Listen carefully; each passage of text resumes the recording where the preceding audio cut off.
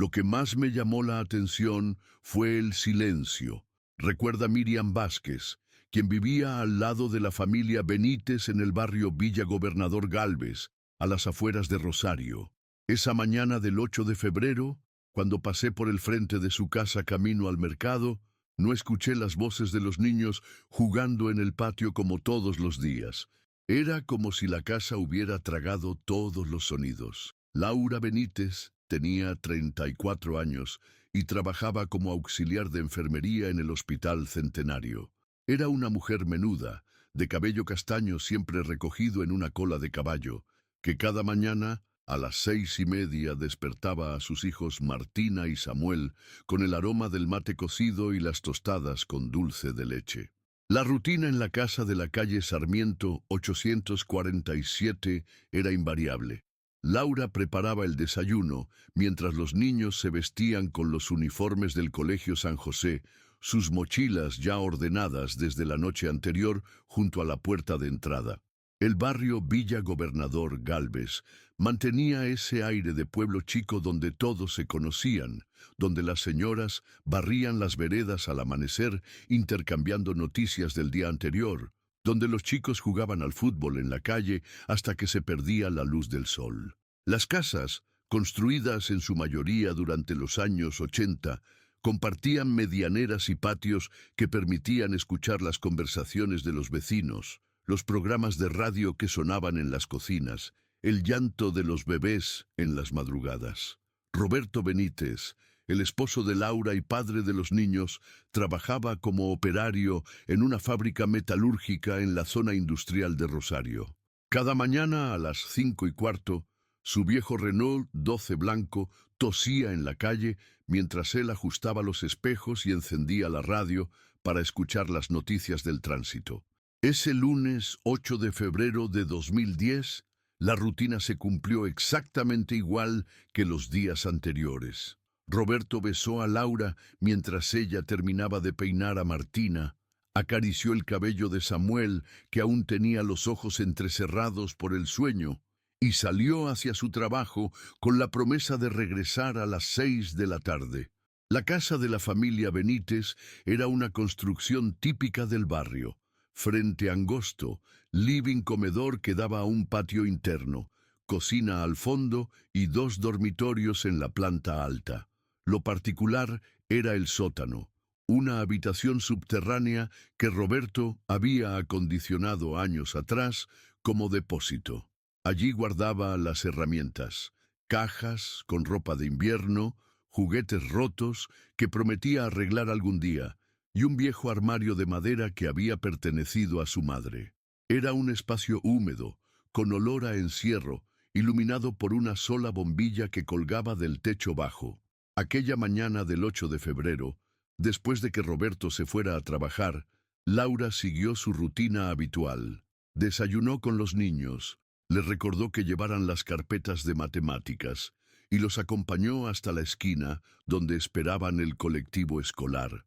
Martina, de 6 años, era una niña vivaz que siempre corría adelante, sus trenzas rebotando mientras gritaba saludos a todos los vecinos. Samuel, de 9 años, caminaba con más seriedad, cargando su mochila azul y cuidando que su hermana no se alejara demasiado. Recuerdo que esa mañana, Laura me saludó desde la vereda. Cuenta a Miriam Vázquez. Los chicos subieron al colectivo y ella se quedó mirando cómo se alejaba, como hacía siempre. Después la vi entrar a su casa. Fue la última vez que la vimos. El colectivo escolar llegó a las 3 de la tarde para traer a los niños de vuelta, pero nadie salió de la casa a recibirlos. El chofer, Héctor Morales, tocó bocina varias veces y esperó 5 minutos antes de decidir que los niños se habían quedado en alguna actividad extra. Era común que los padres avisaran por teléfono si había cambios en los horarios, pero esa comunicación a veces fallaba. Cuando Roberto regresó del trabajo a las 6:15 de la tarde, encontró la casa exactamente como la había dejado en la mañana. La puerta de entrada estaba cerrada con llave por dentro, las cortinas corridas, el silencio absoluto. Llamó a Laura desde la vereda, pensando que tal vez estaba en el patio interno colgando la ropa o que los niños estaban haciendo la siesta. Al no recibir respuesta, usó su llave y entró. La casa parecía congelada en el tiempo. Las tazas del desayuno estaban lavadas y secándose junto al fregadero. La cama matrimonial estaba tendida con la prolijidad característica de Laura. Los uniformes que los niños habían usado el día anterior colgaban en el tender del baño. No había signos de lucha, de apuro, de partida repentina. Todo estaba en su lugar, exactamente donde debía estar, excepto por la ausencia de Laura, Martina y Samuel. Roberto recorrió la casa gritando sus nombres. Revisó cada habitación, el baño, el patio. Incluso bajó al sótano con la linterna porque la bombilla se había fundido días atrás y aún no la había cambiado. Entre las herramientas y las cajas apiladas, entre el olor a humedad y el eco de su propia voz, no encontró ningún rastro de su familia. A las 7 de la noche, Roberto se presentó en la comisaría del barrio para reportar la desaparición de su esposa y sus hijos. El oficial de guardia, un hombre mayor acostumbrado a casos de violencia doméstica y robos menores, tomó la denuncia con cierto escepticismo. Era común que las mujeres se fueran con los hijos después de una discusión, que regresaran a la casa de sus madres sin avisar, que tomaran decisiones impulsivas que después se resolvían con una llamada telefónica. Pero Roberto insistió en que algo estaba mal. Laura nunca había abandonado la casa sin avisar. Sus medicamentos estaban en el botiquín del baño. Su cartera con los documentos y el dinero estaba sobre la mesa del living.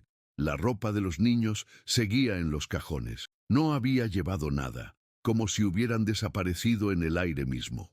Esa noche, mientras Roberto esperaba en su casa vacía con el teléfono en la mano, el barrio Villa Gobernador Galvez comenzó a murmurar. Las vecinas se asomaban por las ventanas, intercambiando teorías en voz baja. Los hombres que regresaban del trabajo se detenían en las esquinas para comentar la extraña situación. Los niños, ajenos a la gravedad del asunto, preguntaban por qué Samuel y Martina no habían venido a jugar. En la casa de la calle Sarmiento, 847, el silencio se había vuelto ensordecedor. El martes 9 de febrero amaneció con un calor húmedo que se pegaba a la piel como una segunda capa de ropa. A las 6 de la mañana, cuando Roberto debería haber estado preparándose para ir a trabajar, se encontraba parado en la puerta de su casa esperando al oficial encargado del caso, el inspector Carlos Mendoza. Había pasado la noche despierto, caminando de habitación en habitación, revisando cada rincón como si la repetición fuera a materializar a su familia. La hermana de Laura, Estela Morales, llegó desde el centro de Rosario en el primer colectivo de la mañana. Era una mujer de carácter fuerte, 10 años mayor que Laura, que trabajaba como administrativa en una empresa de seguros y había criado sola a 3 hijos después de quedar viuda. Cuando Roberto le había telefoneado la noche anterior, Estela había sentido una punzada fría en el estómago, el mismo presentimiento que había tenido años atrás cuando su esposo tuvo el accidente laboral que le costó la vida. Laura jamás habría dejado la casa sin avisarme, le dijo Estela al inspector Mendoza mientras revisaban juntos las pertenencias de la familia. Hablábamos por teléfono todos los días a las 11 de la mañana, después de que ella terminara de limpiar. Si iba a salir con los chicos, aunque fuera a la plaza del barrio, me lo comentaba. El inspector Mendoza era un hombre de 53 años, veterano de la policía bonaerense, con el pelo canoso peinado hacia atrás y una cicatriz en la barbilla que había ganado en una pelea callejera durante sus primeros años de servicio. Había visto casos de desapariciones que se resolvían en 24 horas con una llamada telefónica, y otros que se convertían en investigaciones que duraban años sin llegar a ninguna conclusión. Mientras examinaba la casa de los Benítez, una sensación incómoda comenzó a formarse en su pecho. La casa estaba demasiado perfecta. No había platos sin lavar, ropa tirada, juguetes desparramados por el suelo. Las camas estaban tendidas con precisión militar. Los cepillos de dientes de los niños seguían húmedos en el baño, como si hubieran sido usados esa mañana. Pero lo que más le llamó la atención fue la ausencia total de signos de preparación para una salida. Las valijas estaban guardadas en el placar del dormitorio principal. Los medicamentos de Laura para la hipertensión estaban en su lugar. Incluso había carne descongelándose en la heladera, como si Laura hubiera planeado preparar el almuerzo. Durante los primeros 3 días, la búsqueda se concentró en el barrio inmediato. Policías uniformados recorrieron casa por casa preguntando si alguien había visto algo inusual la mañana del 8 de febrero. Los vecinos, inicialmente reticentes a involucrarse con la policía, comenzaron a colaborar cuando se corrió la voz de que había desaparecido una familia completa. Miriam Vázquez, la vecina de al lado, fue la primera en brindar un testimonio detallado. Recordaba haber visto a Laura despidiendo a los niños en la parada del colectivo a las 7:15 de la mañana. Después, alrededor de las 8, había escuchado el sonido de la televisión en la casa de los Benítez. Probablemente el programa matinal que Laura acostumbraba ver mientras desayunaba sola, pero hacia las 9 de la mañana, cuando normalmente escuchaba el ruido de la aspiradora o la lavarropas, todo había quedado en silencio. Pensé que se había ido a hacer mandados, declaró Miriam, pero ahora que lo pienso, nunca la vi salir, y eso es raro, porque desde mi ventana de la cocina se ve perfectamente la puerta de su casa. El testimonio más perturbador vino de María Elena Ríos, una señora mayor que vivía en la casa de enfrente y pasaba las mañanas sentada en su galería observando el movimiento del barrio. Según su relato, alrededor de las 10:30 de la mañana había visto a un hombre alto, vestido con ropa oscura, parado frente a la casa de los Benítez. El hombre había permanecido inmóvil durante varios minutos, como si estuviera observando, antes de caminar hasta la puerta lateral que daba al patio. Lo que me llamó la atención fue que no tocó timbre, declaró María Elena. Caminó directamente hacia el costado de la casa, como si conociera el lugar. Después no lo vi más. Esta declaración desató la primera línea de investigación seria. El inspector Mendoza ordenó un relevamiento de todos los hombres del barrio que encajaran con la descripción. Alto, complexión normal, ropa oscura. También se revisaron los antecedentes de empleados de servicios públicos, carteros, vendedores ambulantes que pudieran haber estado en la zona esa mañana. Roberto proporcionó una lista de todas las personas que conocían la disposición de su casa, familiares, amigos cercanos, compañeros de trabajo de Laura, padres del colegio de los niños. La lista incluía 23 nombres, y cada uno fue interrogado durante las siguientes semanas. Estela organizó la primera búsqueda masiva el sábado 13 de febrero. Convocó a través de la radio local y las redes sociales de la época, y logró reunir a más de 200 personas en la plaza principal del barrio.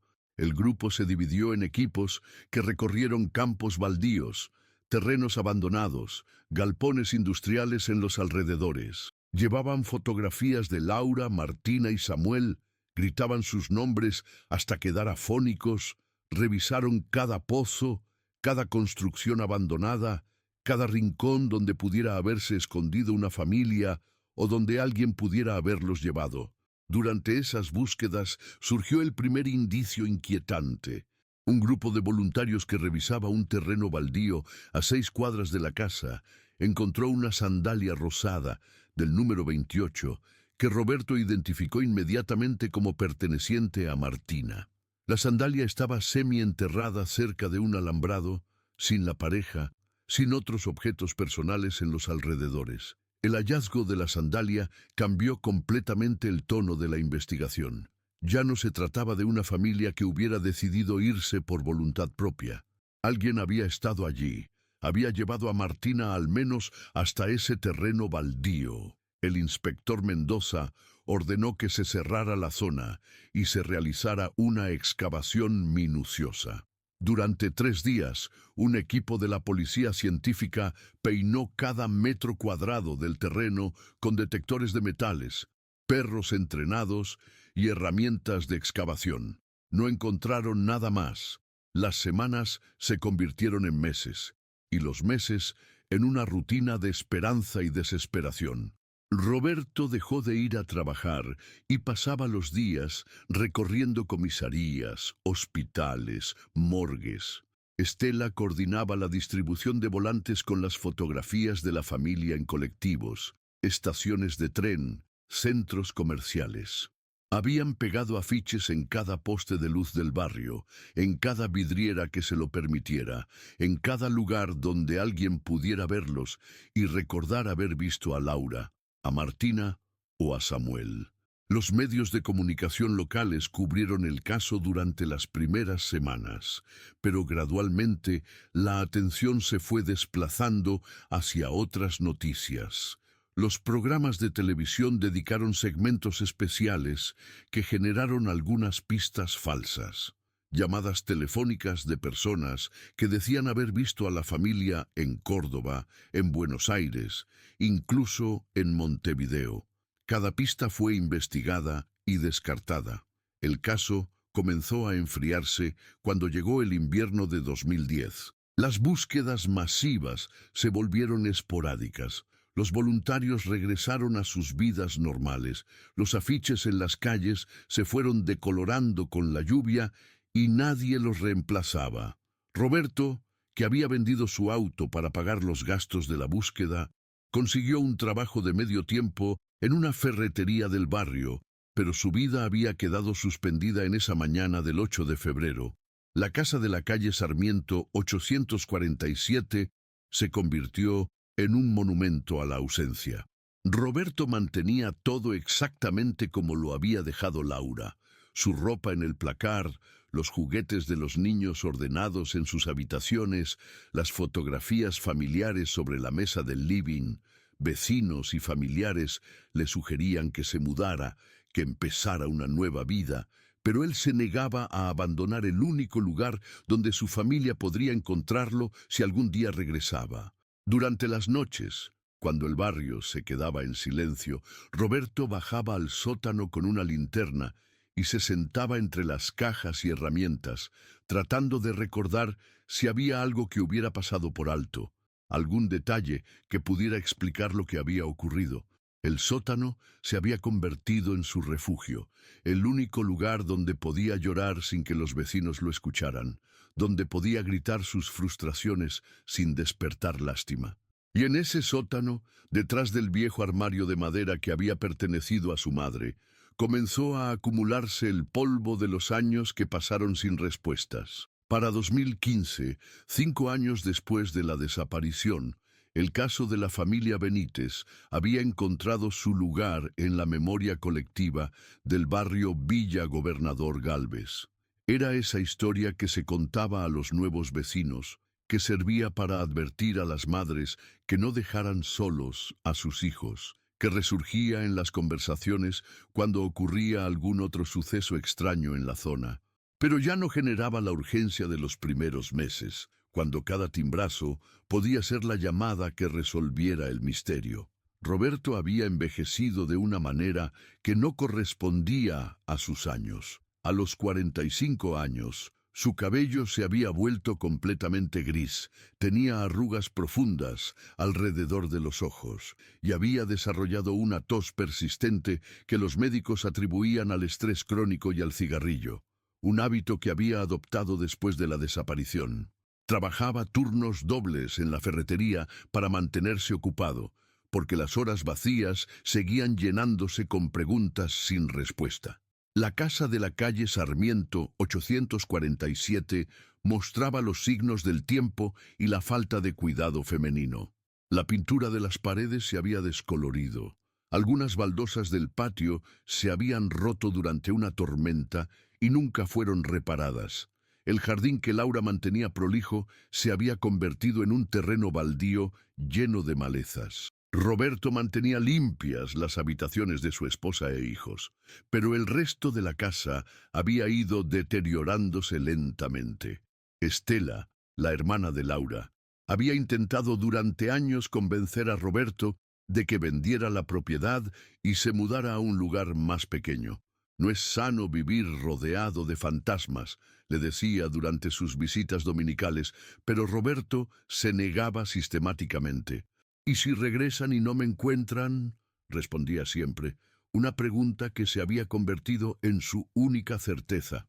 El inspector Mendoza se había jubilado en 2013 y el caso había pasado a manos del inspector joven Facundo Torres, un hombre de 32 años que había revisado el expediente con la minuciosidad de quien busca hacer carrera. Torres había reinterrogado a varios testigos, había solicitado análisis forenses adicionales de la sandalia encontrada, había explorado conexiones con otros casos de desapariciones en la provincia, pero los años habían borrado rastros, confundido memorias, y las nuevas investigaciones no arrojaron resultados diferentes a las originales. Durante 2016, el barrio comenzó a cambiar. Familias jóvenes se mudaron a las casas que quedaban vacías cuando los vecinos más viejos fallecían o se iban a vivir con sus hijos. Los nuevos residentes no conocían la historia de los Benítez, no entendían por qué esa casa en particular parecía siempre a medio abandonar, por qué Roberto caminaba por las veredas con la mirada perdida como si buscara algo que nunca encontraba. Miriam Vázquez, la vecina que había sido testigo clave en los primeros días de la investigación, se mudó a Rosario para estar cerca de sus nietos. Antes de irse, le dio a Roberto una caja con todas las fotografías y recortes de diario que había guardado sobre el caso.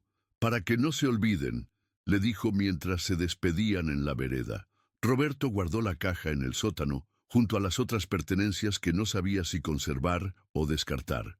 Los medios de comunicación volvieron a interesarse por el caso en febrero de 2020, cuando se cumplieron 10 años de la desaparición. Un programa de televisión de casos sin resolver dedicó un episodio especial a la historia de Laura, Martina y Samuel. Entrevistó a Roberto y a Estela, reconstruyó la cronología de los hechos y ofreció una recompensa por información relevante. El programa generó varias llamadas, pero ninguna aportó datos nuevos. Durante esa época, Roberto comenzó a plantearse seriamente la posibilidad de vender la casa. Los gastos de mantenimiento se habían vuelto demasiado altos para su sueldo. La soledad lo estaba consumiendo, y los médicos le habían recomendado que hiciera cambios importantes en su estilo de vida si quería evitar un colapso nervioso. Estela lo acompañó a una inmobiliaria del centro para averiguar cuánto podría obtener por la propiedad. El tasador que visitó la casa en marzo de 2021 fue un hombre joven llamado Damián Herrera, especialista en propiedades del Gran Rosario. Herrera recorrió la casa habitación por habitación, tomando medidas, evaluando el estado de la estructura, calculando los costos de las refacciones necesarias para ponerla en condiciones de venta. Cuando llegó al sótano, encendió su linterna profesional y comenzó a examinar las instalaciones eléctricas y de plumbing. La humedad es un problema, le explicó a Roberto mientras señalaba las manchas en las paredes. Y este sótano necesita una impermeabilización completa, pero el espacio es amplio. Se podría convertir en un ambiente útil con la inversión adecuada. Herrera le recomendó que hiciera algunas mejoras básicas antes de poner la casa en venta. Pintura general, reparación de baldosas y especialmente una reorganización del sótano. Ese armario viejo ocupa demasiado espacio, le dijo, señalando el mueble de madera que había pertenecido a la madre de Roberto. Si lo saca de ahí, el sótano se ve mucho más amplio y luminoso. Roberto había evitado durante años modificar cualquier cosa en la casa, como si mover un objeto fuera a borrar definitivamente las huellas de su familia. Pero la perspectiva de la venta lo obligaba a tomar decisiones prácticas. Contrató a dos albañiles del barrio, los hermanos Osvaldo y Matías Pereira, para que lo ayudaran con las refacciones básicas. Los hermanos Pereira habían conocido a la familia Benítez antes de la desaparición. Osvaldo, el mayor, había jugado al fútbol con Roberto en el club del barrio durante los años 90. Matías recordaba a Samuel porque había sido compañero de su hijo en el Colegio San José. Ambos se habían ofrecido como voluntarios durante las búsquedas de 2010 y habían seguido el caso con el interés de quien conoce personalmente a los protagonistas. Roberto, si vas a vender la casa, hacelo bien, le aconsejó Osvaldo mientras inspeccionaban el sótano. Esta humedad se arregla, pero hay que sacar todo de acá para poder trabajar cómodos. El 15 de agosto de 2021, los hermanos Pereira llegaron temprano para comenzar los trabajos de impermeabilización del sótano. Roberto había pasado los días previos ordenando y embalando las herramientas, las cajas de ropa vieja, los juguetes rotos que se habían acumulado durante años en ese espacio subterráneo. Lo último que quedaba por mover era el armario de madera maciza que pesaba demasiado para que Roberto lo moviera solo. Este armario debe tener 100 años, comentó Matías mientras él y su hermano lo examinaban. Está bien conservado, pero pesa como una piedra. Entre los tres hombres lograron inclinar el armario y deslizarlo lentamente hacia el centro del sótano. Cuando el mueble se separó completamente de la pared, Osvaldo encendió su linterna y alumbró el espacio que había quedado al descubierto. Roberto, dijo con una voz extraña, casi un susurro. Vení a ver esto. Detrás del armario, donde durante 11 años había permanecido oculto, había un hueco irregular en la pared de ladrillos. El hueco tenía aproximadamente 1 metro de ancho por 60 centímetros de alto, y había sido sellado con una mezcla de cemento y yeso que se había agrietado con el tiempo. A través de las grietas se alcanzaba a ver que había algo del otro lado, un espacio vacío, oscuro, que no debería haber existido en esa pared. Roberto se arrodilló junto al hueco y acercó su cara a las grietas. Un olor extraño, dulzón y rancio emergió del interior. Con las manos temblorosas, comenzó a arrancar pedazos de la mezcla seca que sellaba la abertura. «Roberto, espera», le dijo Osvaldo. «Mejor llamemos a la policía antes de seguir». Pero Roberto no podía parar. Después de 11 años de preguntas sin respuesta, después de 11 años de buscar en cada rincón imaginable, la respuesta estaba ahí, detrás del armario de su madre, en el sótano de su propia casa. Cuando logró abrir un hueco lo suficientemente grande como para meter el brazo, Roberto introdujo la mano y tanteó en la oscuridad. Sus dedos tocaron algo suave, algo que crujió como papel viejo. Lo sacó lentamente y lo puso bajo la luz de la linterna. Era un cuaderno escolar de tapa azul, con el nombre Martina Benítez, escrito en letra cursiva con marcador rojo. Los hermanos Pereira se miraron en silencio. Roberto abrazó el cuaderno contra su pecho y comenzó a llorar, como no había llorado desde la mañana en que había regresado del trabajo y había encontrado su casa vacía, en el espacio sellado detrás del armario, esperando durante 11 años a ser descubierto. Había mucho más que un cuaderno escolar. El inspector Facundo Torres recibió la llamada de Roberto a las 11:40 de la mañana del 15 de agosto de 2021. Durante los 6 años que llevaba a cargo del caso Benítez, había recibido docenas de llamadas similares. Alguien encontraba algo que creía relacionado con la desaparición. Alguien recordaba un detalle que había pasado por alto. Alguien tenía una teoría nueva sobre lo que había ocurrido, pero la voz de Roberto en el teléfono era diferente.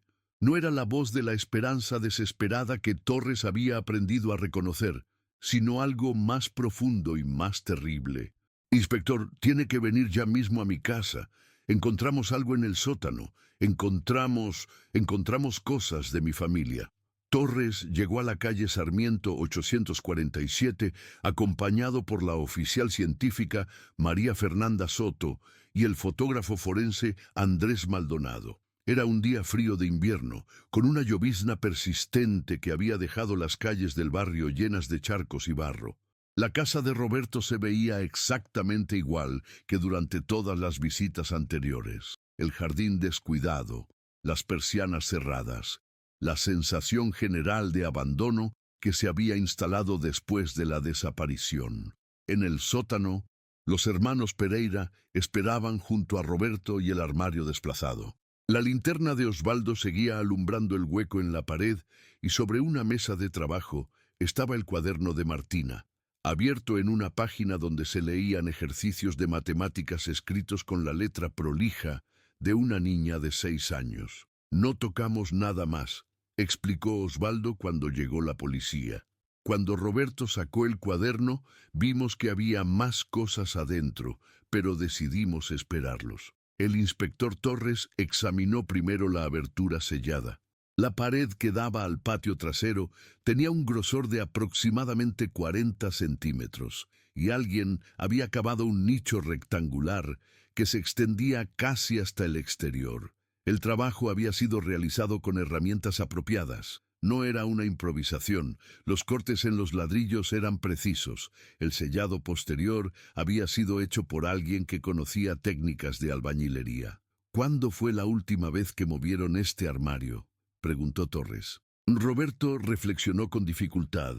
Cuando mudamos acá, en el 98, lo bajamos entre mi cuñado y yo, y lo pusimos contra esa pared. Desde entonces, nunca lo moví. Pesaba demasiado. La oficial Soto se equipó con guantes y linterna frontal para inspeccionar el interior del nicho. Lo primero que encontró fueron más cuadernos escolares, 2 de Martina y 3 de Samuel, con tareas de diferentes materias, dibujos a lápiz y esa caligrafía infantil que Roberto reconoció inmediatamente. Después sacó una caja de zapatos que contenía fotografías familiares, las mismas que habían desaparecido del living el día de la desaparición. Pero el hallazgo más importante estaba en el fondo del nicho, un bolso de cuero marrón que Roberto identificó como la cartera de Laura. Adentro estaban su billetera con los documentos, algunas monedas, un peine, un paquete de caramelos y un sobre manila que contenía papeles doblados. Roberto, necesito que salga del sótano mientras examinamos esto, le dijo Torres con firmeza. Puede esperar arriba, lo llamaremos cuando terminemos. Roberto subió las escaleras con pasos lentos, cargando el cuaderno de Martina contra el pecho. En la cocina se sentó en la misma silla donde Laura tomaba mate cada mañana, y por primera vez, en 11 años, sintió que estaba cerca de conocer la verdad. Los hermanos Pereira se quedaron con él, prepararon té, fumaron cigarrillos en silencio mientras arriba se escuchaban los pasos de los investigadores documentando cada objeto, cada detalle del hallazgo. En el sótano, la oficial Soto completó la extracción de todos los objetos del nicho. Además de los cuadernos, las fotografías y la cartera de Laura, encontró una muñeca de trapo que había pertenecido a Martina, un autito de juguete de Samuel y varios objetos de uso personal, un cepillo de pelo con cabellos castaños enredados en las cerdas, un frasco de perfume que aún conservaba el aroma que Roberto recordaba de Laura, y una agenda de tapa roja donde Laura anotaba los turnos médicos y las reuniones del colegio. Pero el elemento más desconcertante era el sobre manila. Contenía una carta escrita a mano, en letra cursiva, sobre papel rayado arrancado de un cuaderno. La letra era claramente masculina, trazos firmes y angulosos, muy diferentes de la caligrafía femenina de Laura o de la letra infantil de los cuadernos escolares. El inspector Torres leyó la carta en voz alta para que la oficial Soto pudiera transcribirla en su reporte. Si alguien encuentra esto, Laura y los chicos están bien. Fue necesario sacarlos de acá porque ella iba a arruinar todo. Roberto nunca va a entender, pero no había otra manera. Los llevé donde van a estar seguros, donde nadie los va a lastimar. No fue mi culpa que ella no quisiera escuchar. Martina es igualita a su mamá. Va a ser hermosa cuando crezca. Samuel es un chico inteligente. Va a entender cuando sea grande. Roberto puede quedarse con estas cosas para que no se olvide de ellos. Yo voy a cuidarlos mejor de lo que él los cuidaba. A.R. Las iniciales A.R. no correspondían a ninguna de las personas interrogadas durante la investigación original. Torres ordenó que se sacaran fotografías de la carta desde todos los ángulos posibles, que se preservara para análisis caligráfico y que se realizara una búsqueda inmediata en los archivos policiales de personas con esas iniciales que hubieran tenido algún tipo de contacto con la familia Benítez. El análisis preliminar del nicho reveló que había sido construido después del 8 de febrero de 2010. Las marcas en los ladrillos cortados eran relativamente recientes y el tipo de mezcla utilizada para sellarlo era consistente con materiales disponibles en cualquier corralón de la zona. Quien había hecho el trabajo conocía la casa. Sabía que el armario pesaba demasiado como para ser movido casualmente y había calculado que ese sería el escondite perfecto para preservar los objetos durante años. Esto no fue hecho por un extraño, le explicó Torres a Roberto cuando subió del sótano. Quien cavó ese nicho conocía la distribución de su casa.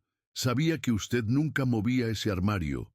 Sabía exactamente dónde estaban las instalaciones eléctricas y de gas para no dañarlas durante el trabajo. Roberto escuchó en silencio, procesando la información. Durante 11 años, había imaginado cientos de escenarios sobre qué había pasado con su familia, pero nunca había considerado que alguien hubiera estado en su propia casa, en su sótano, construyendo un escondite mientras él dormía o trabajaba. La violación de su espacio privado le resultaba casi tan terrible como la desaparición misma. ¿Las iniciales A.R. le dicen algo?, preguntó Torres. Roberto revisó mentalmente toda su historia familiar. Amigos, compañeros de trabajo, vecinos, familiares, conocidos del colegio de los niños. No recordaba a nadie cercano con esas iniciales, pero había algo en la carta, en el tono posesivo y obsesivo de las palabras, que le generaba una sensación perturbadora de familiaridad. El análisis forense de la carta tardó 3 semanas en completarse. El papel provenía de un cuaderno escolar común, del mismo tipo que usaban Martina y Samuel. La tinta era de bolígrafo azul, marca Bic, el modelo más común en Argentina. El análisis caligráfico determinó que había sido escrita por una persona diestra, probablemente de entre 30 y 50 años, con educación secundaria completa y posiblemente estudios técnicos. Pero el detalle más importante surgió del análisis de las huellas dactilares. En el papel de la carta había impresiones parciales de 2 dedos diferentes, lo suficientemente claras como para ser comparadas con las bases de datos policiales. La búsqueda arrojó una coincidencia positiva. Las huellas pertenecían a Ángel Ramón Sosa, de 43 años, plomero matriculado, con domicilio en Funes, a 20 kilómetros de Villagobernador Gálvez. El nombre de Ángel Sosa no aparecía en ninguna parte del expediente original del caso Benítez. No había sido interrogado, no había declarado como testigo, no había participado en las búsquedas.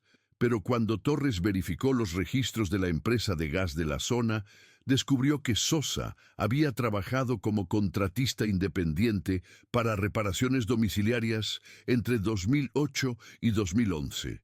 El 8 de septiembre de 2021, Torres y 2 oficiales se presentaron en el domicilio de Ángel Sosa para interrogarlo. Era una casa pequeña en las afueras de Funes, con un taller de plomería en el fondo del terreno. Sosa los recibió en la puerta con la naturalidad de quien no tiene nada que ocultar, pero cuando Torres mencionó el nombre de Laura Benítez, algo cambió en su expresión. No sé de qué me habla, dijo Sosa. Ese nombre no me suena. Señor Sosa, encontramos sus huellas dactilares en una carta relacionada con la desaparición de la familia Benítez. Necesitamos que nos acompañe a la comisaría para aclarar esta situación.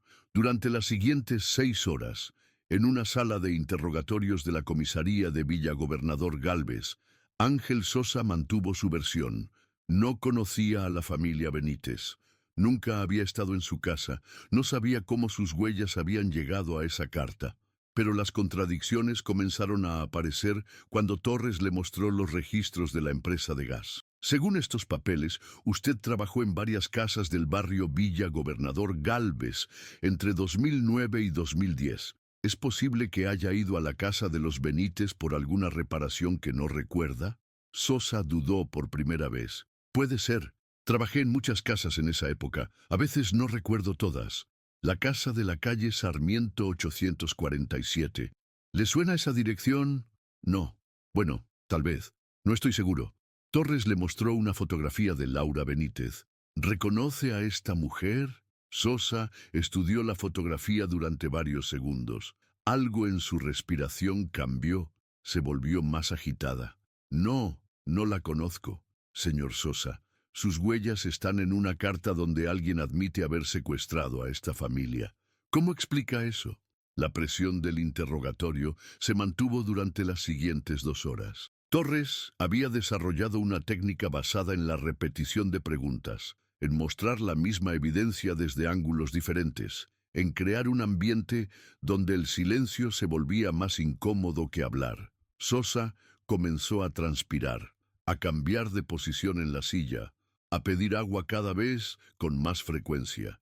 Finalmente, cuando Torres le mostró por 5ª vez la fotografía de los niños y le preguntó si los había visto alguna vez, Sosa quebró. «Está bien», dijo con una voz apenas audible. «Estuve en esa casa, pero no fue como dice la carta».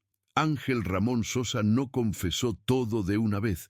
Durante las siguientes 4 horas de interrogatorio, la verdad emergió en fragmentos dolorosos, como si cada palabra le costara un esfuerzo físico enorme.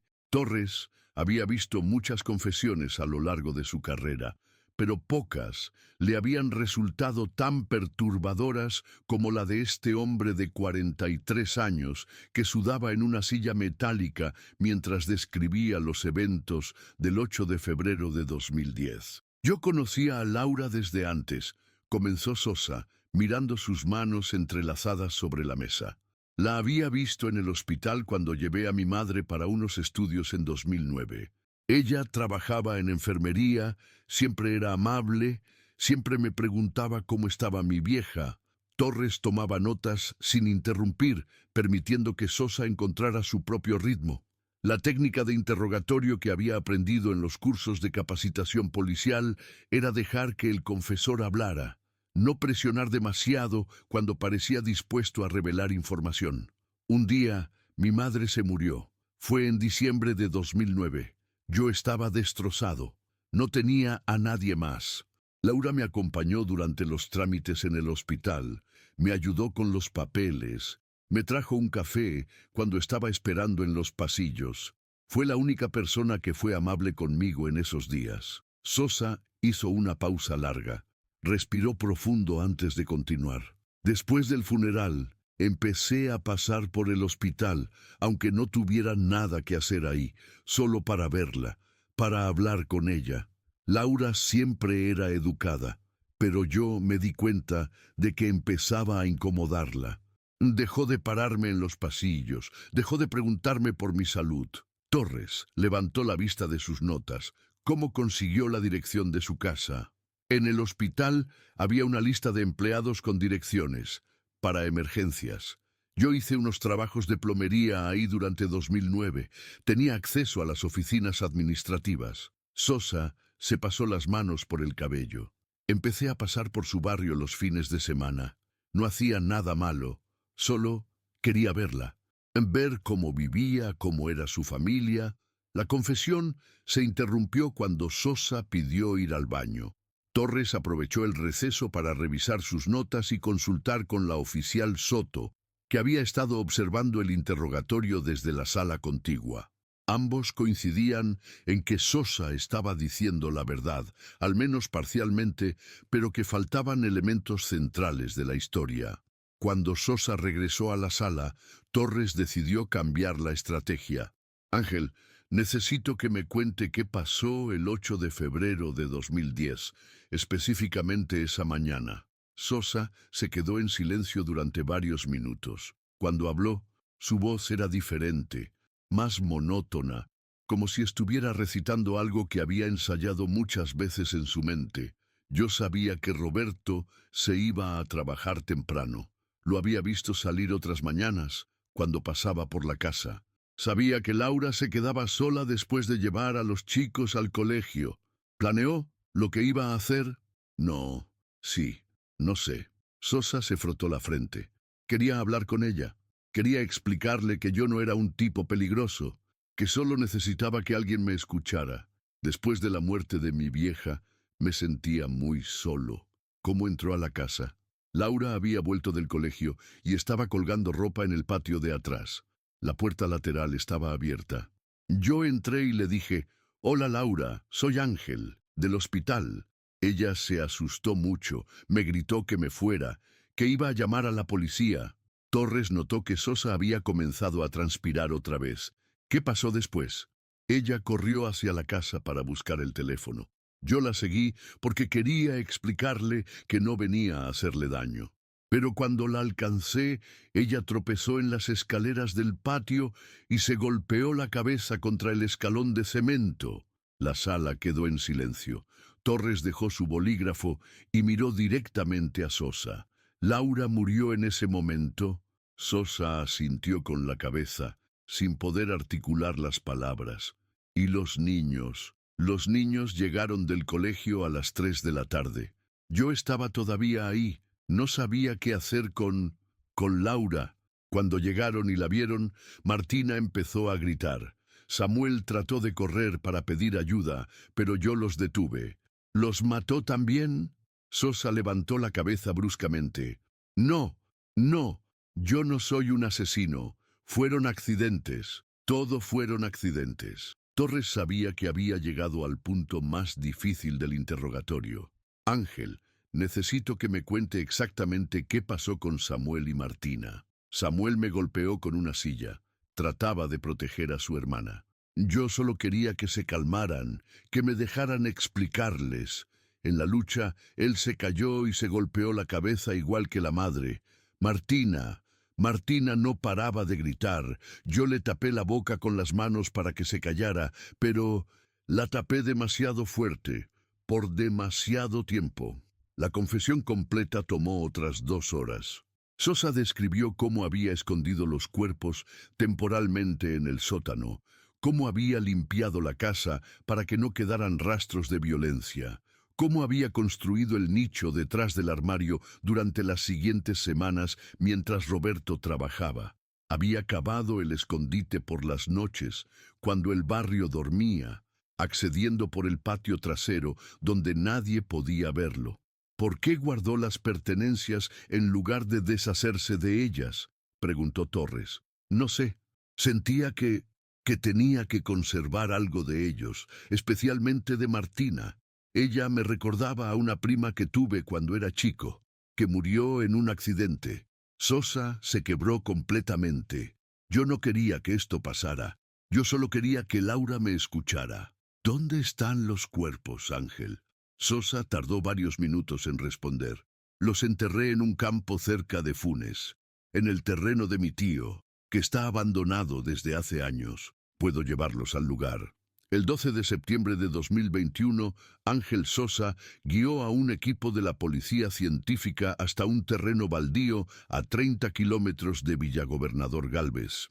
En una zona cubierta por malezas y árboles pequeños, había 3 pequeños montículos de tierra que se distinguían levemente del terreno circundante.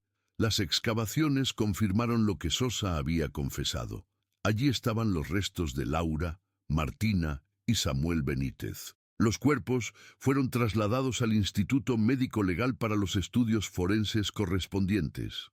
Los análisis confirmaron las causas de muerte descritas por Sosa. Laura había muerto por traumatismo craneoencefálico, Samuel por la misma causa y Martina por asfixia.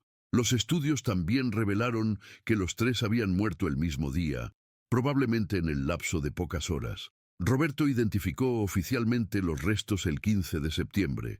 Después de 11 años y 7 meses de incertidumbre, finalmente sabía dónde estaba su familia. El funeral de Laura, Martina y Samuel Benítez se realizó el 18 de septiembre de 2021 en la iglesia San José del Barrio, Villa Gobernador Gálvez, la misma donde los niños habían asistido al colegio.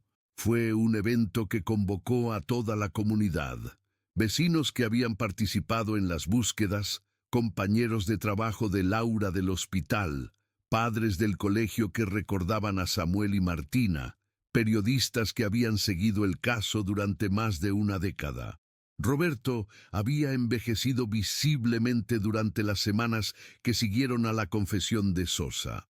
Los 11 años de incertidumbre habían sido reemplazados por una certeza terrible, pero al menos ahora tenía respuestas. Sabía qué había pasado con su familia, sabía que no los habían abandonado por voluntad propia, sabía que no estaban sufriendo en algún lugar lejano.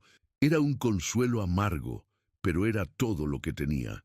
Estela, la hermana de Laura, había coordinado los preparativos del funeral con la misma determinación que había mostrado durante las búsquedas. Había elegido 3 ataúdes blancos, había contactado al padre Morales para la ceremonia, había organizado un almuerzo en el salón parroquial para todas las personas que quisieran acompañar a Roberto en este momento final.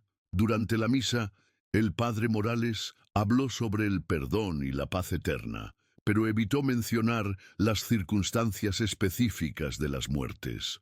La comunidad necesitaba cerrar este capítulo doloroso de su historia, pero no todos estaban preparados para procesar la brutalidad de lo que había ocurrido. Para muchos vecinos, era preferible recordar a Laura, Martina y Samuel como las víctimas de una tragedia, no como los objetos de la obsesión enfermiza de un extraño. Miriam Vázquez, la antigua vecina que se había mudado a Rosario, regresó especialmente para el funeral. Durante la ceremonia, se acercó a Roberto y le entregó una pequeña caja envuelta en papel de regalo. «Son fotos de los chicos que tomé durante los cumpleaños en el barrio», le explicó. «Pensé que te gustaría tenerlas». Roberto abrió la caja y encontró una docena de fotografías, donde Samuel y Martina aparecían jugando con otros niños, soplando velitas, corriendo por los patios del barrio. Eran imágenes de una felicidad normal, cotidiana, que ahora se sentían preciosas e irreemplazables. El cementerio de Villa Gobernador Gálvez, ubicado en las afueras del pueblo, había donado un lote familiar donde los 3 ataúdes fueron enterrados juntos. Roberto había encargado una lápida de mármol negro con una inscripción simple: Laura Benítez, 1975-2010, Martina Benítez, 2003-2010, Samuel Benítez, 2000-2010, reunidos para siempre en la paz del Señor. Después del entierro, Roberto regresó a su casa por primera vez desde el hallazgo en el sótano. Los hermanos Pereira habían terminado las refacciones durante su ausencia, habían sellado definitivamente el nicho detrás del armario, habían pintado las paredes y reparado la humedad. El sótano lucía completamente diferente, más amplio y luminoso, sin rastros visibles de lo que había ocurrido allí. Pero Roberto sabía que nunca podría vivir en esa casa otra vez. Cada habitación estaba cargada de memorias que ahora tenían un significado diferente, más doloroso. La cocina donde Laura había preparado el último desayuno, el patio donde había colgado la ropa antes de morir, las habitaciones de los niños donde nunca más resonarían sus voces. A principios de octubre, Roberto puso la casa en venta con la misma inmobiliaria que había contactado meses atrás. El tasador, Damián Herrera, volvió a visitarla para actualizar la evaluación y notó que las refacciones habían mejorado considerablemente el valor de la propiedad. Pero cuando se corrió la voz en el barrio sobre lo que había ocurrido realmente con la familia Benítez, encontrar compradores se volvió más difícil. La gente es supersticiosa, le explicó Herrera a Roberto. Saben que pasó algo terrible ahí. Va a tomar tiempo encontrar a alguien que quiera vivir en esa casa. Roberto no tenía prisa. Había alquilado un pequeño departamento en el centro de Rosario, cerca del trabajo de Estela, quien se había ofrecido a ayudarlo durante la transición. Por primera vez en 11 años, Roberto dormía todas las noches sin sobresaltarse con cada ruido, sin despertar esperando encontrar a su familia desayunando en la cocina. El juicio contra Ángel Sosa comenzó en febrero de 2022, exactamente 12 años después de los asesinatos. El caso había generado una cobertura mediática nacional, no solo por la brutalidad de los crímenes, sino por la manera en que habían permanecido ocultos durante más de una década. Los programas de televisión dedicaron especiales al tema. Los diarios analizaron las fallas en la investigación original. Los criminólogos debatieron sobre los perfiles psicológicos de acosadores obsesivos. Sosa se declaró culpable de los 3 homicidios, pero su defensa argumentó que había sido un caso de homicidio en ocasión de robo, no un triple asesinato premeditado. Según su abogado, Sosa había entrado a la casa con la intención de robar. Había matado a Laura cuando ella lo había descubierto, y después había matado a los niños para eliminar testigos. Roberto asistió a todas las audiencias del juicio, sentado en la primera fila, mirando directamente a Sosa cada vez que el acusado declaraba. Durante uno de los recesos, Roberto se acercó al banquillo de los acusados y le dijo a Sosa: «Quiero que sepa que mi familia está en paz ahora. Y yo también voy a encontrar la paz, a pesar de lo que usted hizo». Sosa fue condenado a prisión perpetua por triple homicidio agravado. El juez consideró que había existido premeditación en al menos 2 de los asesinatos y que las circunstancias del caso, especialmente el ocultamiento de los cuerpos y la construcción del escondite, revelaban una personalidad peligrosa que representaba un riesgo para la sociedad. En marzo de 2022, Roberto finalmente encontró un comprador para la casa de la calle Sarmiento 847. Era una familia joven con 2 niños pequeños, que venía del interior del país y no conocía la historia del lugar. Roberto decidió no contarles los detalles de lo que había ocurrido. «Ellos van a llenar esa casa de nuevos recuerdos», le dijo a Estela. «Van a darle una nueva vida». El día de la mudanza, Roberto hizo un último recorrido por las habitaciones vacías. En el dormitorio que había compartido con Laura, se detuvo frente a la ventana que daba al patio y recordó las mañanas cuando ella se levantaba primera para preparar el mate. En las habitaciones de los niños, tocó las paredes donde habían estado pegados los dibujos escolares y las fotos de equipos de fútbol. En el sótano, Roberto se quedó varios minutos en silencio. El armario de su madre había sido vendido junto con la casa y el espacio parecía completamente diferente. Pero él sabía que siempre recordaría ese momento del 15 de agosto cuando había metido la mano en el hueco de la pared y había sacado el cuaderno de Martina. Antes de irse, Roberto dejó una carta sobre la mesada de la cocina, dirigida a los nuevos propietarios. «Esta casa fue muy feliz durante muchos años. Mi familia vivió aquí con amor y alegría hasta que una tragedia nos separó. Ahora que ustedes van a vivir acá, espero que puedan crear nuevos recuerdos felices, que los chicos jueguen en el patio como jugaron mis hijos, que esta casa vuelva a llenarse de risas y conversaciones familiares. Cuídenla bien. Roberto Benítez». Roberto se mudó definitivamente a Rosario en abril de 2022. Consiguió un trabajo en una ferretería del centro, a pocas cuadras del departamento que alquilaba. Los fines de semana visitaba el cementerio de Villa Gobernador Galvez, llevaba flores frescas a la tumba de su familia, se sentaba en el banco de mármol que había mandado instalar junto a la lápida. Durante esas visitas, Roberto les contaba a Laura, Martina y Samuel sobre su nueva vida. Les hablaba del departamento donde vivía, del trabajo que le gustaba, de los planes que tenía para el futuro. Y veces llevaba el cuaderno escolar de Martina y leía en voz alta los ejercicios de matemáticas que ella había resuelto pocos días antes de morir. «Ya no tengo pesadillas», les decía. «Ya sé que están en paz, que están juntos, que nadie los puede lastimar nunca más».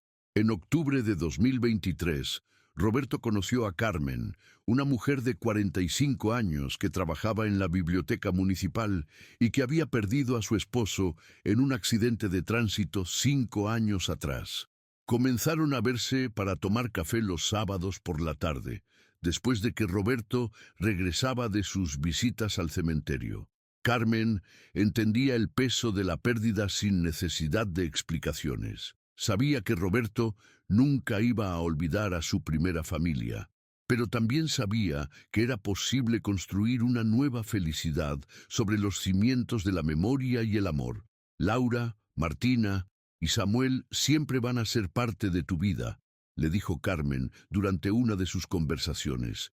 «Y eso está bien. Ellos también van a ser parte de la mía si decidimos estar juntos». El caso de la familia Benítez se convirtió en material de estudio en las facultades de Criminología y Psicología Forense de todo el país. Los expertos analizaron los errores en la investigación original, la importancia de revisar exhaustivamente las propiedades de las víctimas, la necesidad de considerar a todas las personas que hubieran tenido acceso a las casas durante los meses previos a las desapariciones. El inspector Torres, que había resuelto el caso, fue promocionado y trasladado a la División de Homicidios de la Policía Provincial.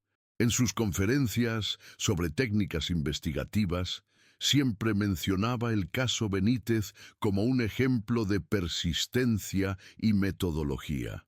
«A veces la verdad está escondida en el lugar más obvio», decía durante sus charlas. «Y a veces está esperando pacientemente detrás de un armario, en el sótano de la propia casa de las víctimas, esperando 11 años a que alguien mueva los muebles y la encuentre». La casa de la calle Sarmiento 847 siguió siendo habitada por la familia que la había comprado a Roberto. Los nuevos dueños pintaron la fachada de amarillo, plantaron un jardín con flores coloridas, llenaron el patio de juguetes y bicicletas. Los niños del barrio volvieron a jugar frente a esa puerta, y las madres volvieron a conversar en la vereda sin sentir la sombra de la tragedia. Pero en Villa Gobernador Galvez, la historia de los Benítez se siguió contando. Se había convertido en una leyenda local que se transmitía de generación en generación. Una historia que servía para recordar que los misterios más terribles a veces se resuelven de las maneras más inesperadas, que la verdad puede permanecer oculta durante años, pero que eventualmente siempre encuentra la manera de salir a la luz. Y en el cementerio del pueblo, en la tumba donde descansan Laura, Martina y Samuel Benítez, siempre hay flores frescas. Roberto las lleva cada fin de semana, sin falta, porque ahora sabe que el amor verdadero no termina con la muerte, sino que se transforma en memoria, en ritual, en la promesa de que nunca, nunca los va a olvidar. El 8 de febrero de 2010, una familia desapareció sin dejar rastro. 11 años después, la verdad estaba esperando detrás de un armario, en el lugar donde menos esperaban encontrarla, en su propia casa. Algunas historias terminan con justicia, otras con paz. Esta historia terminó con ambas.